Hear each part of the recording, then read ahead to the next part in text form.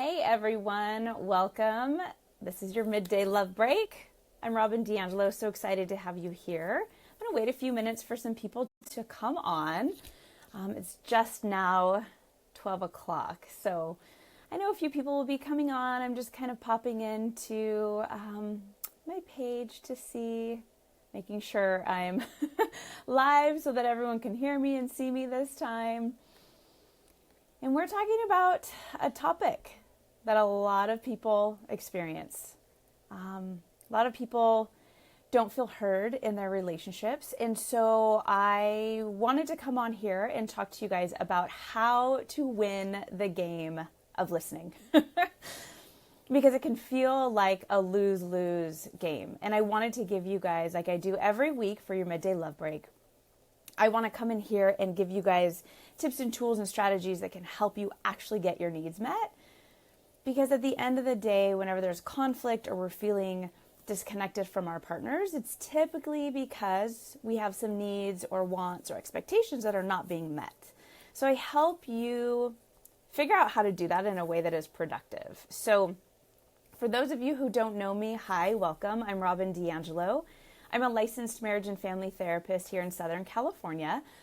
And it has just been my passion and my mission to help couples all over the world, like yourself, to just get the tools and the techniques to really, truly master the messiness of couplehood together and create your most epic relationship that lasts.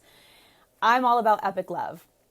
I think in order to have an epic relationship, you have to have epic tools and you have to have a willingness. So whenever you're showing up here with me every week, there's a willingness there. So I just want to commend you guys for really putting your relationship first and just knowing that it's important to have the tools to figure out how to do this stuff and do it well. So let's dive right in today and talk about, not only how to win the game of listening, but I want to start out with just talking about why is it so important that you know how to effectively listen? Like, why is listening so imperative to having a really healthy and fulfilling relationship, right?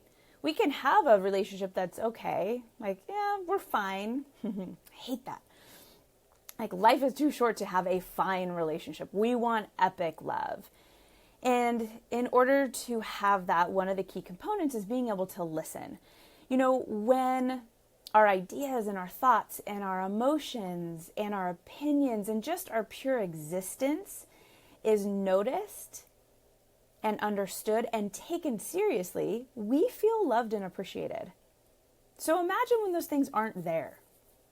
If understanding isn't there, if being noticed is not there and being taken seriously is not there, where's the love and the appreciation? It's probably also missing.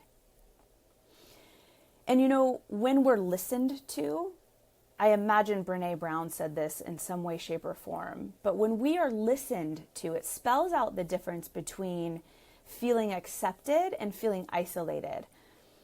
And, we as human beings are wired to connect. And we can't connect unless we're feeling accepted or we're actually being accepted, right? So listening is required for that to happen. And I'm just checking my notes here because I want to stay on task for you guys today. And I want to highlight really quickly before we jump into, there's three main topics we're going to cover today, but I want to highlight a little bit about why do some people not listen? And there's so many reasons, you guys, so many reasons. I'm just going to go over a couple and just see if any of this resonates with you. Maybe you're the one feeling like you're not being listened to, and maybe you're the one that feels like you're not a great listener, which, by the way, you can experience both. So, some people really struggle to separate listening from advising.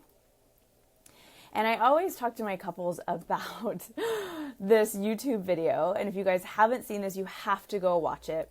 And it's simply called It's Not About the Nail. If you've seen it, let me know. I love, love, love this video. And it just highlights, I'm not going to ruin it for you. I'm not going to have a spoiler alert, but it just highlights how sometimes we just need to hear someone say, oh my gosh, that sucks. sometimes we don't need another person jumping in and fixing things or solving the problem or giving them your opinion.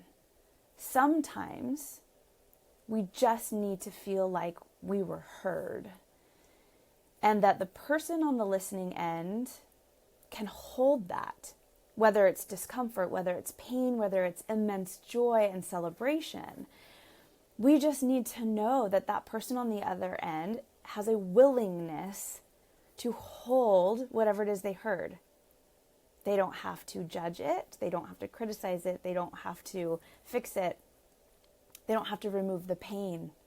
A lot of the men in our life are, they're fixers. They are so loving and caring that they want to do their best to remove your pain. So they jump in and try to fix things. A lot of women do that too, because we hate to see people hurt. But sometimes the person speaking doesn't need that. Sometimes we are in a place of feeling so defended. We are feeling criticized all the time that we have a hard time listening, because everything we hear, we attach a particular meaning to it. More than likely, if you are a highly defended person, which means you're probably criticized a lot, more than likely, the meanings that you're attaching to things are not at all in line or in sync with the meanings that the person who's speaking has intended. So it gets in the way, and we think people aren't listening when someone's getting defensive, but they're actually just hearing their meanings. So just a couple different things to think of as we dive in. I wanted to cover these 3 different areas today, which is, what to do when your partner tells you no, why talking louder, shouting, and even shutting down or going silent does not work, and what to do instead, and then how to know when you've actually been listened to. So I'm going to go over those 3 different areas today, which, by the way, there are so many different topics and areas of listening and connecting that I could talk about, but we're going to do these 3 because they're what come up most in the work that I experience with my couples that I work with. So if you have any questions, go ahead and feel free to type it into the comments, and I'll do my best to answer you, either here live or later. And again, if you're watching the replay, you're welcome to put in comments. You're welcome to email me directly some questions you'd like to see at a midday love break, and I'd be more than happy to answer those live. All right, let's dive in, you guys. So what to do when your partner tells you no. So first of all, there's a couple different ways that you can receive a no from someone when you're talking to them.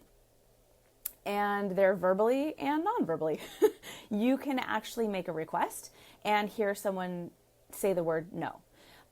You can see someone's body language really change. Someone might even say yes to something, or acknowledge that they hear you, and yet their body language is giving you a loud screaming, either I have no idea what you're talking about, or I really don't want to be doing this, even though I'm nodding my head yes. You're like, oh God, no. And then there's just silence. Have you ever been in a conversation with someone where you literally had to say like, hello? Did you just hear me? So this is what I want you to do if you ever experience that, because it's so hard to be on the end of that. It's so hard to be the one speaking, just hoping that you're heard, just hoping to be understood and be taken seriously, and to get a no or to get a complete nonverbal. So the first thing I want you to do is, anytime you're bringing up a topic, like any topic, I want you to just be really clear on why you're bringing this up. So asking yourself, like, what is my point? What is my purpose in bringing this up with my partner? So just being really clear on that, okay? But when you get a no, I want you to ask yourself this question. What does no from my partner mean to me? So if you ask a question like, hey, do you want to go meet the Smiths for dinner tonight at 7:00? And you hear, no, not really. What do you hear when you hear your partner's no? Do you simply hear, no, they don't want to do that? Or do you hear things that are more critical? Do you hear things like, that's so stupid. You don't even like the Smiths. Why are you asking me this? Right? What happens oftentimes is we attach our own meaning to what others are telling us. I mean, quite often, like almost all the time, we already have our own meaning going through our heads. If you were to ask like, hey, will you please take the trash out before you go this morning? And you hear no. Or if you hear like, okay, fine, and you're seeing them roll their eyes, you're seeing their body language, what happens for you? What meaning are you attaching to that? Are you attaching a meaning of like, oh my God, what a jerk, I'm just asking for help, I can't do everything? Are you attaching the meaning of like, why is that so hard for you? Do you start going to judgment? Do you start going into resentment? Do you start saying, are you kidding me? I do everything around here and you're going to give me attitude because I've asked you to take the trash cans out, right? So I want you paying attention to what comes up for you when you actually receive a no from your partner. What about the question of like, hey, did you get a chance to pick up the dry cleaning like I asked you to earlier? First of all, super loaded question. But did you have a chance to? And if you hear, no, I didn't have a chance. Again, check in with yourself. What are you actually hearing? Are you hearing, no, I didn't have a chance to do that? Or are you attaching meaning to that? Are you attaching, I didn't want to? My time is more important than yours, and so I just decided not to? Are you hearing, this is such a pain, why can't you do it? So I want you checking in when you hear a no. What does that mean to you? The next thing I want you to do is see if you can offer an alternative when you hear a no, or ask for an alternative. So going back to the example I gave of like, hey, do you want to go to dinner tonight with the Smiths? And you hear like, no, not really. Again, in your mind, instead of going like, oh God, are they just tired? Do they have a long day? Do they not want to? Instead of doing that, offer an alternative or ask for one. Oh, okay, what were you thinking for dinner tonight? Do you have any ideas? Keep the conversation going. Keep it light, right? And going back to the example of like, hey, will you take the trash cans out before you leave today? If you hear, no, no, I can't. Okay, do you think you could do it when you get back? I know you're getting ready to run an errand. I'm just not going to have time, right? So again, you're offering alternatives. See if taking that no can change the conversation. In addition to asking for or offering an alternative, maybe you don't have an alternative. Maybe there's not an alternative to request. Can you seek to understand? If you are going through your mind and you're getting yourself worked up and upset because you received a no, this is your opportunity to seek understanding. And I always use the acronym ABC. So write that down. ABC. Always be curious. See if you can ask your partner, right? Hey, did you have a chance to pick up the dry cleaning like I asked? No, I didn't. Get curious. Oh, how come? How was your day? Did you have a really busy day? Get curious. Keep the conversation going. So many times I hear of couples building resentments because they are quietly in their mind not only making up their meaning, which, okay, we all do that, but holding on to their meaning as truth without actually checking in with their partner of like, oh, okay, so help me understand a little bit. So when you're receiving no's from your partner, ask yourself, what's my purpose in bringing up this topic? See if you can offer alternatives. And then the last one is seek to understand. ABC, always be curious. See if you can let go of your story that's keeping you frustrated and ask questions. That way, you will have this back and forth conversation where you begin to feel heard because you're actually talking. Is this making sense, you guys? Just give me some thumbs up so I know that this is connecting with you guys. This is making sense. Put some questions in there. If you have some, let me know. I mean, are these real life situations? Do you guys have experiences like this where you're asking your partner to do something and they're giving you a no and you're like running with this story in your head and like, ugh. I call it suffering in silence, like getting super frustrated with your partner and they might not even know. They might not even know. Do you guys ever do this? Share with me. I want to know. I know I do this for sure. And for those of you here that are watching and know my husband, like poor guy, right? But we talk about this stuff. Like, oh, being married to a therapist, I can only imagine. So the second thing that I want to talk to you guys about is why talking louder or shouting or shutting down really truly is not ever going to be helpful for you. Here's just a little bit of the brain stuff. You guys know I'm a brain geek and I love this. What happens is there's in our ear canal, it actually goes alongside of the part of our brain. I'm totally losing it. I can't remember if it's the amygdala, but it's the part of our brain that manages emotions. And so I believe it is our amygdala. Anyway, so our ear canal goes alongside it. So sometimes if we are hearing someone get really loud and really, really boisterous or, yelling at us, our brain will hear the volume or the tone over the message. I want you guys to hear that again real quick.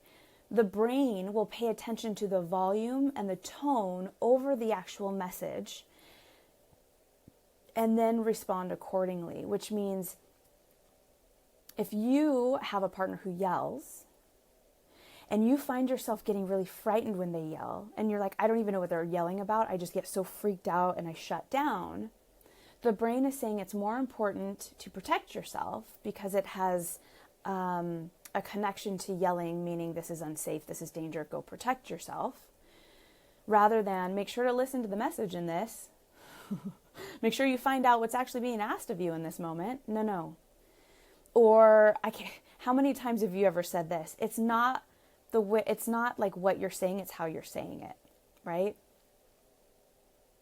I have totally been guilty of having a tone. And when we have a certain tone that is expressive of an emotion, again, our brain will hear the tone and try to make sense out of that. Stuff you're saying, yes. Our brain will make sense out of and respond to the tone of voice rather than the message. So I just want you guys, this is why it does not work. Just like shutting down. When you shut down and you go silent, or say you're trying to talk to your partner and they're just like, and you literally have to look at them and go, hello? Are you listening to me? Did you even hear me? Because they may be whatever, they're taking in the information, something about it shut them down. And it just completely puts a block in the conversation. You can't communicate. So here's a little trick. There's been some studies that show that if someone is getting elevated, right, and you're like, no, I just want you to hear me, that typically that's why yelling happens. That's why getting elevated happens, is because you're like, no, okay, just listen. That's the message, right? That's the intention anyways. Studies have shown that if someone's maybe yelling at you or using a loud voice, if you start to lower your voice and you talk slower, you don't have to talk condescending, but see how I've brought the tempo of my conversation, my words down. I've stayed engaged. I'm maintaining eye contact with you. And I've just really slowed it down, and I've actually lowered the tone of my voice.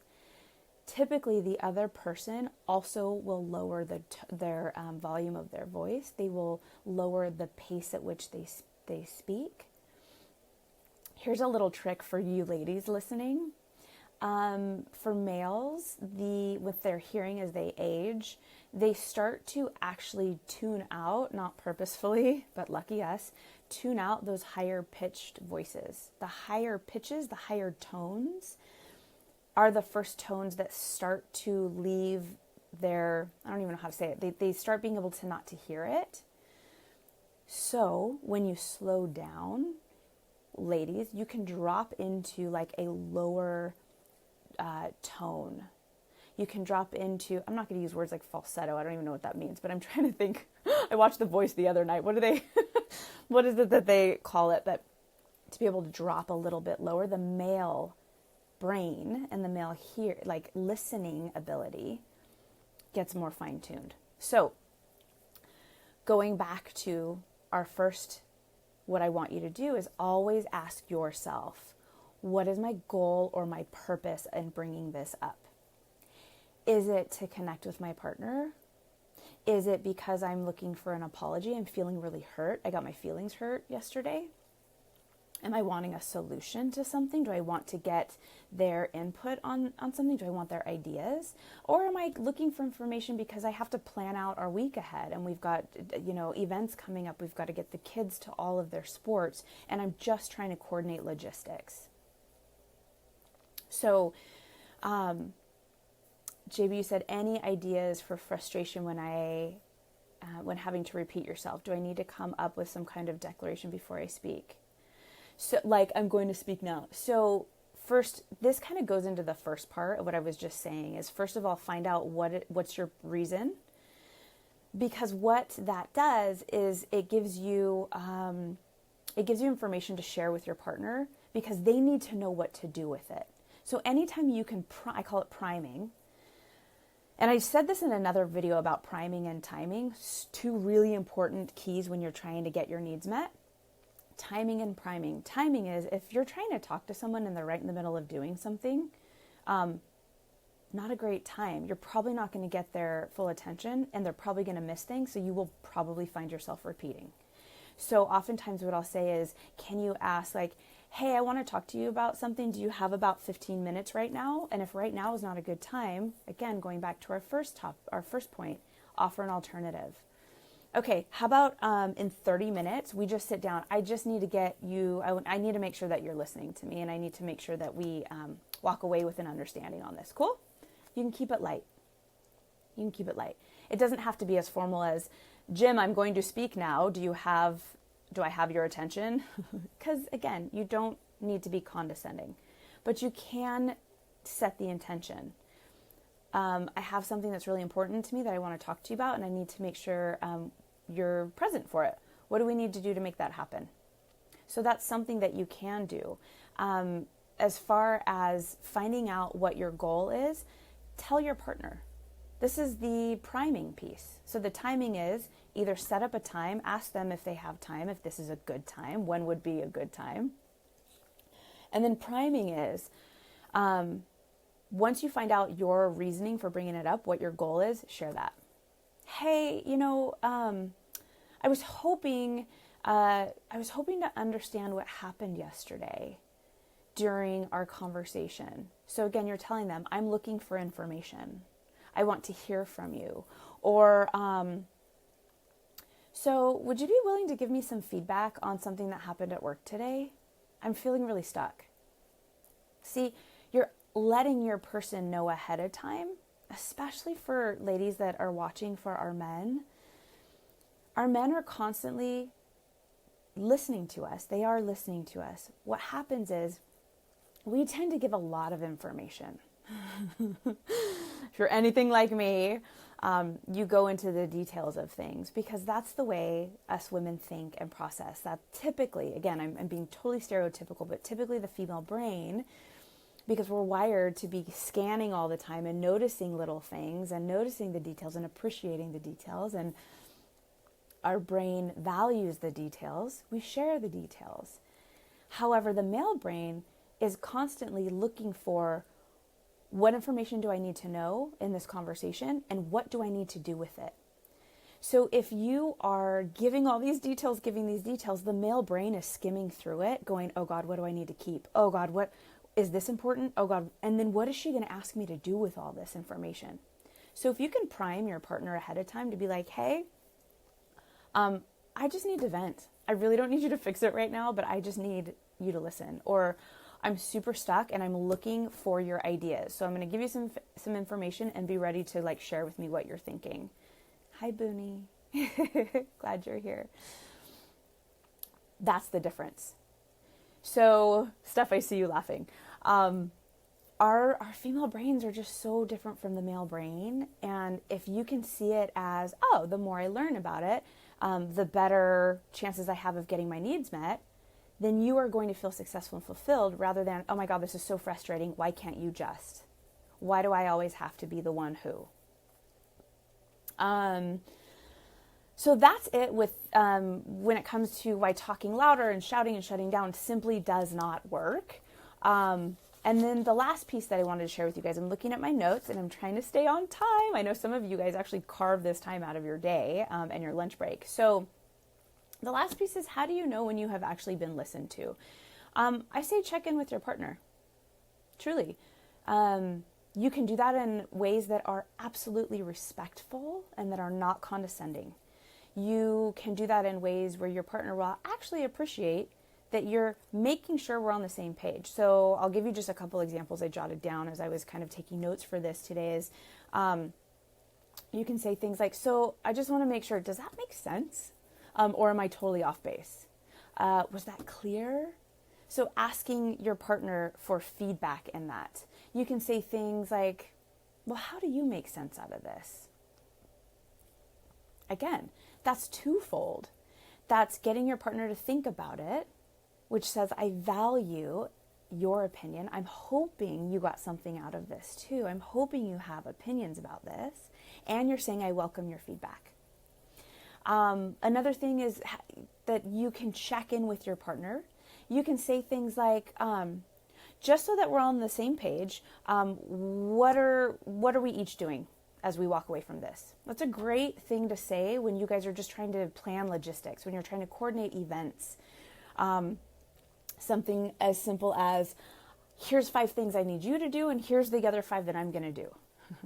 Right? A lot of women complain about this, of men do half of what I ask them to do, or my partner will start something and not finish it, and then I'm frustrated because I have to repeat myself. So the way to know that you've been listened to is to check in. Okay, so real quick, what are you going to do, and when do you plan to have those done? Okay, great. This is what I plan on doing, and I make sure I'll have them done by now. Why don't we check back in midday and just reassess, see where we're at? Cool. Doing it respectfully, keeping in mind the goal at all times, you guys. At all times, keeping in mind your goal. You will also know that you've been listened to or heard if you ever hear things like, I had no idea, or this is the first time I'm hearing that. Please, if you, I'm like, I had such a strong reaction to that just now, because so many times when I'm in session with couples, one person will say something with emotion and passion, and I'll see this look of confusion or surprise or like, whoa, where did that come from on their partner's face?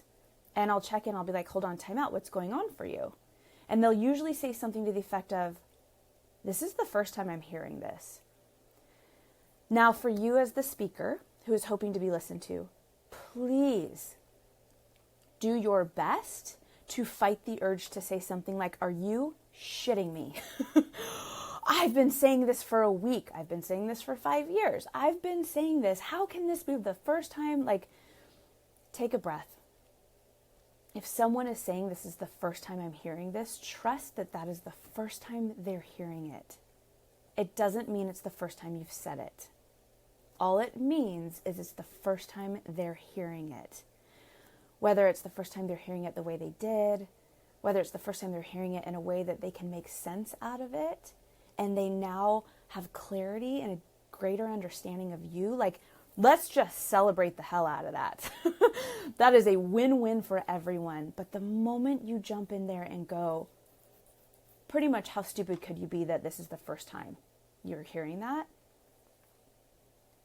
It's going to be detrimental to everyone involved. So keep that in mind. Is this, you guys, I just want to hear from you. Is this helpful? Is this something that you can see yourselves putting into action today? Can you start doing this stuff today? I want you guys to practice as well. Those of you that are here listening because you feel like maybe you don't feel listened to, start modeling for your partner the kinds of things that you want to hear. So when you do hear your partner say something, I want you to look for every opportunity to say things like, I never knew you felt that way. Or, oh my gosh, this makes so much sense. I had no idea. I can tell this is really important to you. That right there says, I'm listening, I'm here, I'm present. So, you guys just got, in like 31 minutes, the tools and the game plan of how to win the game of listening. And again, you guys, like I always say, this is by far not the end all be all. There's so much more information I could talk to you guys about as far as listening goes. You guys have your own specific needs and challenges in your relationship. So this is your opportunity to come on here and say, well, what about when this happens? So for those of you who ask questions, I commend you and I appreciate that, because I can guarantee if you're curious about something, if you're wondering, if you have questions, you are not the only one. So cheers to those of you who came on and had the courage to ask your questions live. I hope you feel like you're walking away with some tools. And for those of you that are joining me, whether it's for the replay or for the live, thank you for being here. Thank you for putting your relationship first. Thank you for recognizing that in order for something to grow and to succeed and to thrive, you have to constantly be putting effort and nurturing it. Steph, you said lowering your voice sounds like a good trick, but you totally read my mind when you said don't sound condescending. I'm going to try this and try not to come off that way. The best way to do that is, it's almost like pretend like you're talking to someone that needs you to slow down in order to process information. So it's not someone that you're super frustrated with. It's not someone that you feel bad for, right? You're not talking to someone who might be handicapped or who literally has a disability. That's not it at all. You're doing it to bring down the energy level. You're doing it to regulate emotion. You're doing it to regulate heart rate. It's like taking a deep breath. So again, remembering why you're doing something, always stay connected to your why. And that can drive your decisions. So I'm glad. I hope you try that. I hope it proves to benefit you. You can also always talk through your process. You can say things like, you know what, this is really ramping up a little bit and I want to do my best to bring things down. Can we just slow down for a second? Stay away from the yous. Can we just slow down for a sec? I'm feeling myself getting like way too fired up. Okay, let me try that again. And then you can kind of go right into the lowering the volume of your voice, getting a little bit deeper into that bottom. I really need to learn what that is. I keep going to the word falsetto, and I think that's totally wrong. Anyways, all right, you guys, I hope you found this helpful. If you have any additional questions, be sure to put it in. And I always want you guys to feel safe enough and comfortable enough to shoot me a private message or email me on any topics that you would like for me to cover on your midday love break. And let me know, because again, it is my passion and my mission to bring you guys the tips and tools and strategies to help you create your most epic relationship and master the messiness of couplehood. So there you have it. I'm Robyn DeAngelo, your host. I hope you guys have a beautiful rest of your day. And I can't wait to see you next week for our midday love break. Mwah! Big love, everyone. Bye.